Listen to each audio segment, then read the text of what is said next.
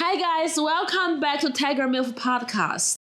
Yeah. I want to know, but like, when did you do your first open mic?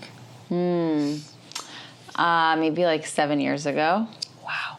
And I just I went and, well, first I went to do it at New York Comedy Club. It was canceled. So then I went to Greenwich and that was canceled too the same day.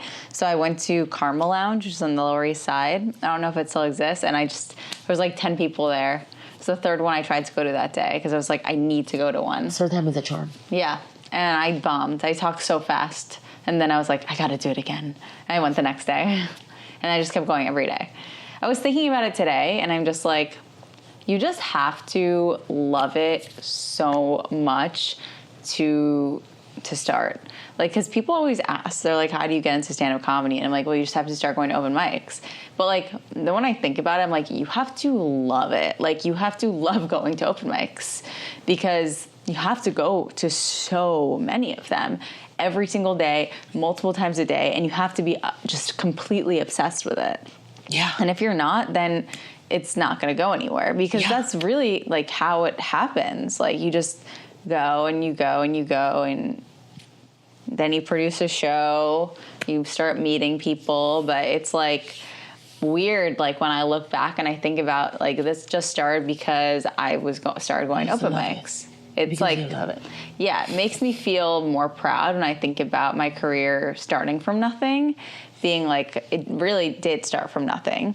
And it just started for me like, because, I think dealing with negative comments and people always try to attribute your success to certain things. Yes. And then you're just like, when you really think about the beginning, and you're like, I started this from nothing. Yeah. And I think a lot about how like I feel like a lot of like the power in my stage presence and my attractiveness comes a lot more from my energy than anything else. And that energy came from like the confidence I gained from doing stand-up. Yeah, I think so. And I have a question. I feel like it probably be very empowering for people who want to do stand-up.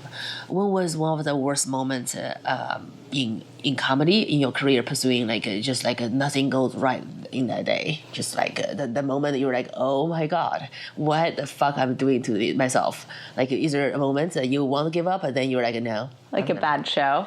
Not just a bad show, probably a bad show, also a bad day, also like a bad moment of a week or something. Everything goes wrong, and you're just like, at the moment you're like, I don't know if I should do it. Then you overcome. You're like, I'm fucking doing this. Fuck.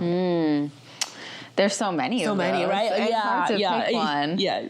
There's just so many moments like that where you're like, where you have to pick yourself back up. But then knowing that you picked yourself back up is like what gives you confidence. And you're like, I picked myself up from that. Yeah. So I guess I'm awesome. Yes. Yeah. I think that's also feel like the moments contribute to your stage presence. It's like, I'm not just this pretty girl who's doing comedy.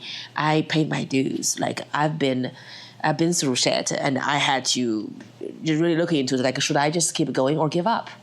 And then I choose to keep going because I'm a fucking warrior.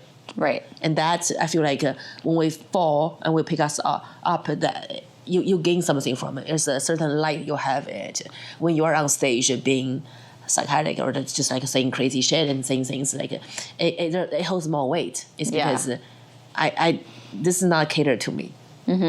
Yes.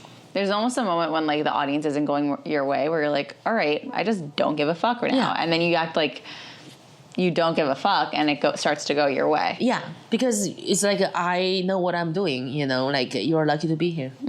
Yeah. I love your energy on stage. I think the not trying to please anyone is very attractive. It's very hard for us to do because, our life depends on them. If they don't laugh, we have nothing. Yeah. But at the same time, is that as an artist, I'm here to entertain. And I'm just not gonna try to please you. Like, there's a lot of audience pleasing comedians. I'm like, oh my, I can feel it. Like, it just turns my stomach upside. I'm like, you're sucking your dick. Yeah. And it doesn't work. Yeah, just pandering. Yeah, pandering.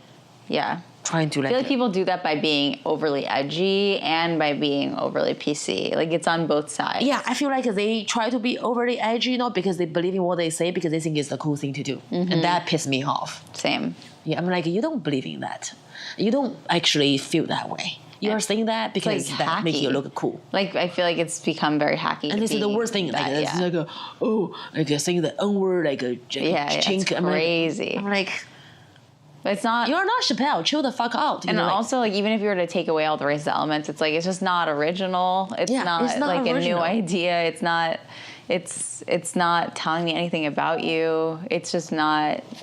Good. Because the beauty about it is like when it's authentic and original, people can feel it. They can feel it in their heart. That's why when some people connect, some people don't connect. After 20 years, they still don't because they refuse to dig inside and be like, I'm a piece of shit. That's who I am. Rather than be like saying the cool thing and doing the cool thing. Thank God I was never cool. I know.